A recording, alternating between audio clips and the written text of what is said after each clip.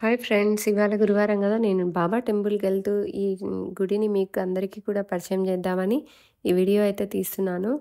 ఎలా అంటే ఇప్పుడు మనం ఇది కరెక్ట్‌గా ఎగ్జాక్ట్‌గా ఉన్నది ఆర్‌సీపురంలో. ఆర్‌సీపురంలో ఎగ్జాక్ట్‌గా మనం త్రూ పటాన్‌చెరు ఎళ్ళేటప్పుడు లెఫ్ట్ సైడ్ గాకుండా రోడ్డు క్రాస్ చేయాలనమాట. Right side south India shopping mall దాటిన తర్వాత ఒక సందొస్తుంది.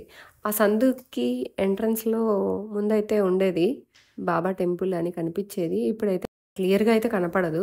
సో, దానివల్ల ఇదే సందనమాట. అది ఎగ్జాక్ట్‌గా ఈ సందు ఎంటర్ అవ్వాలంటే ఈ సందుకి లెఫ్ట్ సైడ్‌లో సందుకి లెఫ్ట్ సైడ్‌లో అమరన్ బ్యాటరీస్‌ది పెద్ద బోర్డ్ కనిపిస్తదనమాట. ఆ సందులోకెళ్ళాలి మనం.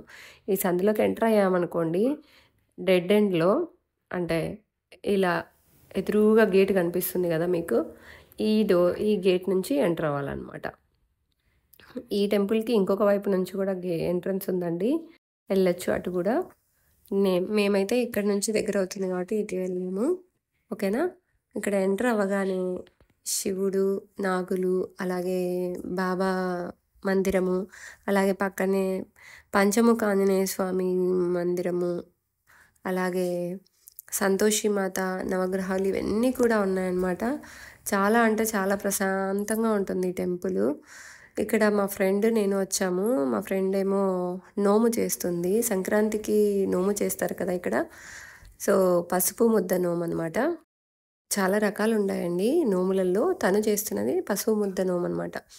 ఇప్పుడు లెఫ్ట్ సైడ్‌కొచ్చేసి అదే ఎంటర్ అయ్యాక ఇట్లా వచ్చేస్తే శివుడున్నారు. ఇక్కడ శివయ్యకు నీళ్ళతో అభిషేకం చేస్తారనమాట. అంటే పక్కనే 2 మట్టి కుండలుంటాయి. వాటితో నీళ్లు నింపుకొనొచ్చి భక్తులు అలా అభిషేకంగా స్వామికి చేస్తూ ఉంటారు.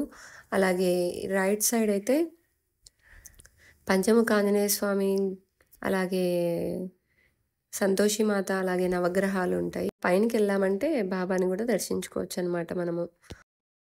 ఇక్కడ పైనకెళ్ళేటప్పుడు వినాయకుడు కూడా ఉంటారండి స్టార్టింగ్‌లో స్టెప్స్ దగ్గర. పదండి బాబాని దర్శించుకొనొచ్చేద్దాం. ఇవాళ గురువారం అవడంతో హారతి టైంలో భక్తులొస్తూ ఉంటారనమాట. ఇంకా హారతికి 10 నిమిషాలు టైం ఉంది గాబట్టి, ఈలోపు భక్తులు వచ్చి ప్రదక్షిణ చేసుకొని స్వామి హారతిలో పాల్గొంటూ ఉంటారు. నాకైతే చాలా ప్రశాంతంగా అనిపిస్తుంది ఈ టెంపులు. మీరు కూడా వీలైతే వెళ్ళిరండి. ఓకే అండి. హారతి టైం అయింది. బాయ్.